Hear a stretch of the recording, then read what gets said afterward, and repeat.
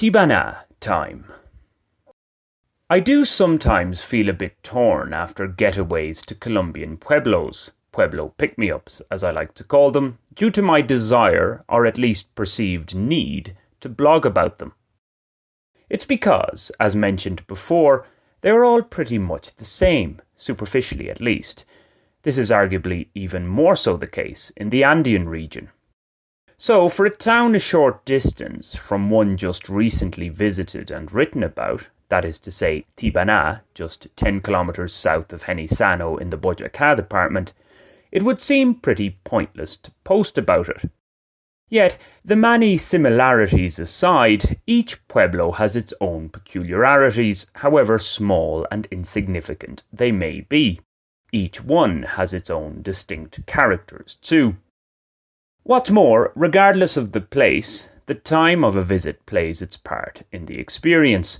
I could return to all of the previous locations I've written about and come away with a completely different perception, for better or for worse.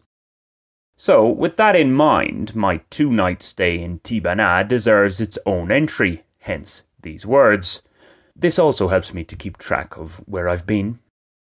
For this part of the country, it almost goes without saying that folk are friendly, but not overbearingly so.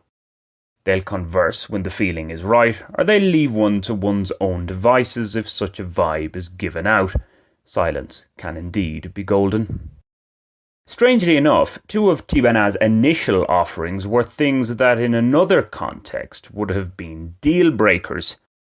Arriving close to dusk on a Monday and after eventually finding a hotel, the more than acceptable well-kept provincia at 25,000 Colombian pesos per night, I went in search, as is generally my wont on such trips, of a nightcap beer. My tipple of choice, a litre of poker, was available, but only at room temperature, al clima, as they say. Yet I found it more than drinkable. It had a slight chill to it in any case. Then, seated in the tienda sipping on my beer, a couple of dogs invaded my personal space. I'm normally not a fan of excessively clingy canines, but this pair won me over. Perhaps it was the bucolic air that led to this rare amenability on my part. The aforementioned friendly locals, Tibanenses to give them their demonym, with a special mention for the softly spoken tienda owner Jorge, also played their part. The next morning, Tuesday, Tibaná's market day, while tempted to join some of the hardy souls drinking beer at 8 a.m, I stuck to the tried and trusted plan of getting in some hillwalking, including the now obligatory visit to the Virgin Mary on a high. She tends to occupy some of the best viewpoints in rural Colombia. What I hadn't really prepared for was a strong sun.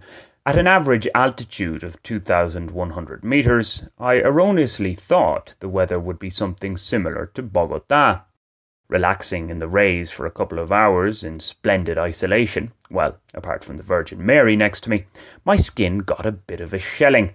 It felt good at the time, though.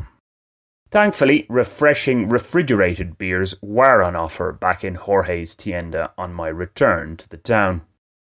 Tibaná may be tops for its tranquility, however it's more of a flop when it comes to the coffee on offer in its various establishments. It's not unique in this regard. This is a common complaint in many small towns, ordinary at best coffee, of the I can't believe it's not coffee variety one could say. Worse still, many seem to think that everybody wants his or her hot brew sweetened. Oh, but it's with panela, it's good for you. No thanks.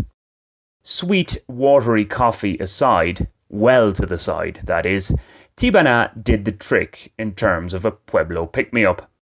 More demanding, high-maintenance types might not be too enthralled with it. This shouldn't bother the Tibanenses too much. They tend to move to their own beat.